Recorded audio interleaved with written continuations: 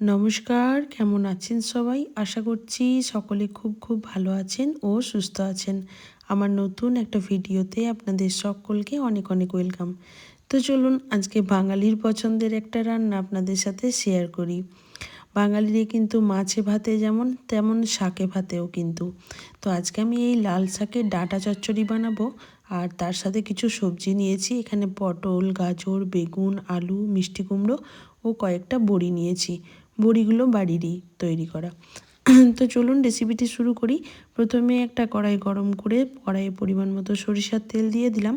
তেলটা গরম হলে বড়িগুলো প্রথমে ভেজে তুলে রাখবো।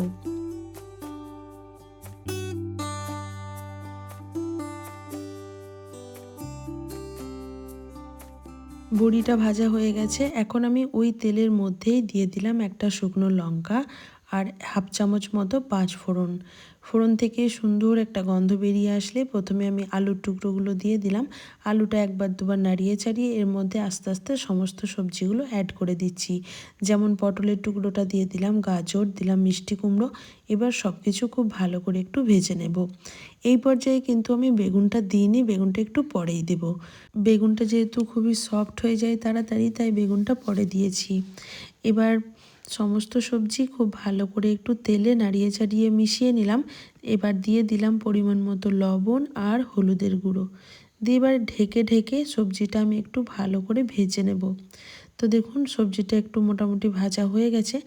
এখন আমি সবজিটা কড়াই থেকে আর নামাবো না, ওই মাঝখানে একটু জায়গা করে নিয়েছি। এর মধ্যে দিয়ে দিলাম 1 চামচ পরিমাণ আদা জিরে বাটা আর লঙ্কা বাটার একটা পেস্ট। মানে আদা জিরে লঙ্কা বাড়িতে একটা পেস্ট তৈরি করাই থাকে আমার, সেখান থেকে 1 চামচ ব্যবহার করেছি।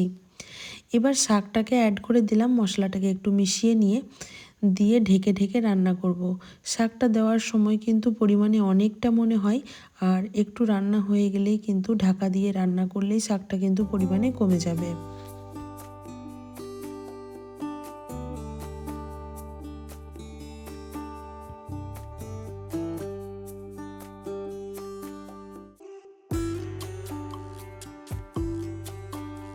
তো কিছুক্ষণ ঢেকে রান্না করার পর দেখুন অনেকটাই কমে গেছে।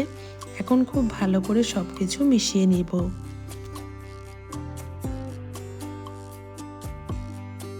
যেহেতু আমি লাল শাকের ডাঁটা চচ্চড়ি রান্না করছি, তাই 1 চামচ পরিমাণ এখানে আমি সর্ষে বাটাও ব্যবহার করলাম। এই সর্ষে বাটাতে আমি সামান্য একটু লবণ এবং কাঁচা লঙ্কা দিয়ে বেটে রেখেছিলাম, সেখান থেকে 1 চামচ পরিমাণ দিয়েছি। সব সবজিটার সাথে সরিষা বাটাটা একটু কষিয়ে নিয়েছি, দিয়ে এখন দিয়ে দেব পরিমাণ মতো জল, যাতে করে সবজিগুলো ভালোভাবে সেদ্ধ হয়ে যায়। জল দিয়ে একটু মিশিয়ে নিচ্ছি, দিয়ে ঢেকে কিছুক্ষণ রান্না করব।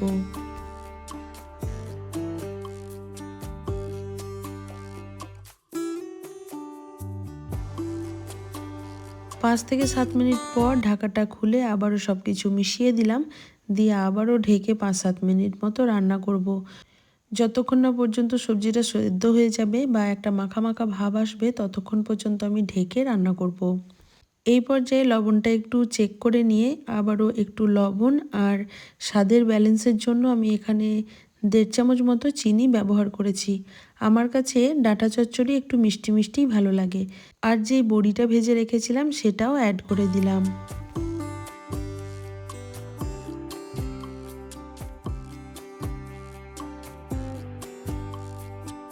রান্নাটা প্রায় হয়ে এসেছে, সব কিছু একবার চেক করে নেব সেদ্ধ হয়েছে কিনা। আর এই পর্যায়ে গ্যাসের স্টিমটা আমি হাই রেখেছি, যাতে করে সবজিটা থেকে জলের পরিমাণটা একটু শুকিয়ে যায়। 3টে কাঁচা লঙ্কা চিড়ে আমি এখানে দিয়েছি, যাতে করে একটা স্পাইসি ভাব আসে এবং সুন্দর একটা ফ্লেভার আসে। তো এই সবজির ঝোলটা একটু শুকিয়ে গেলে, একটু গামাখা হলেই আমি কিন্তু সবজিটা নামিয়ে নেব। আমার সবজি কিন্তু একদমই হয়ে এসেছে।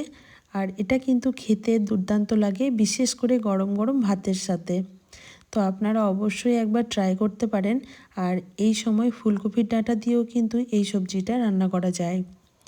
তো চলুন, আমার সবজি রেডি হয়ে গেছে। এখন আমি গ্যাসটা অফ করে স্ট্যান্ডিং টাইমে কিছুক্ষণ রাখবো, তারপর আপনাদেরকে পরিবেশন করে দেখাচ্ছি।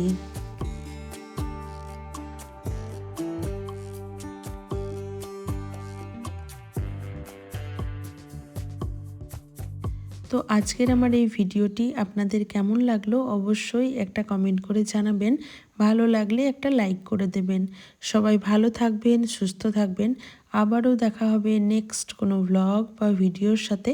আজকের মতো এই পর্যন্তই বন্ধুরা, টাটা।